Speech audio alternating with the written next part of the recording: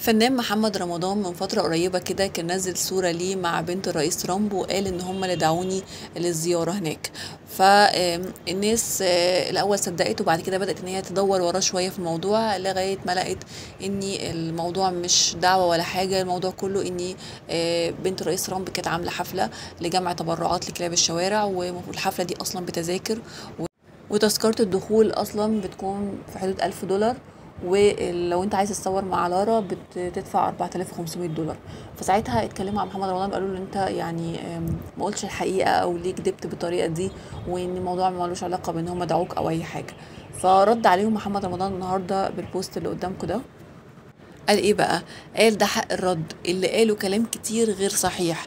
انا سافرت من مصر الى نيويورك بدعوة من لارا ترامب شخصيا لتحضيرنا مفاجأة هتعرفوها قريب، ودعتني لحضور ايفنت لدعم الموسيقى في العالم، مش لدعم كلاب الشوارع، مع كامل عطفي لكلاب الشوارع. وكتب بعد كده في الاخر، قالوا بالمناسبة الحلوة دي اغنيتي مفيش طبطبة يوم الاربعاء الساعة 4 بتوقيت مصر، ثقة في الله نجاح.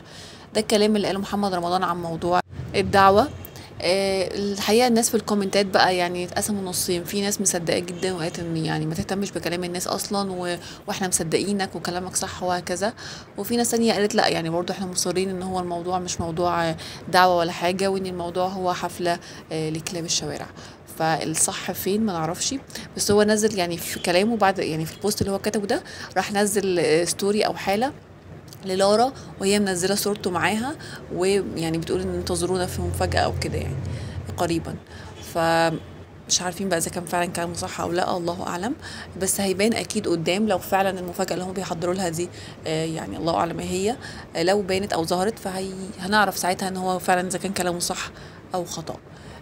محمد رمضان مع الاسف كل فتره لازم بيعمل جدل او ازمه كده حوالين، يعني حوالين شخصيته، دايما تخلي الناس دايما كلها تقعد تتكلم عليه وينقسموا نصين، في ناس تبقى متفقه مع كلامه وفي ناس لا.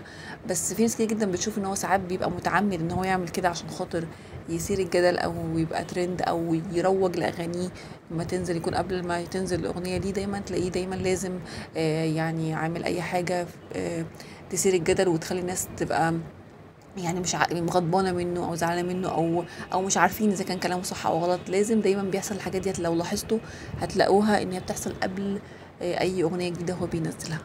مع ان هو المفروض ان عنده متابعين كتير جدا بالملايين، فمش محتاج اصلا ان هو يروج لاغانيه لان او يروج لاعماله، لان هو بالطبيعي عنده متابعين كتير جدا. شخصية بتلاقي نفسك مقتنع بيها جدا، بيعرف يعني يأديها على احسن حال. فما كانش محتاج اي طرق من الطرق دي خالص الترويج.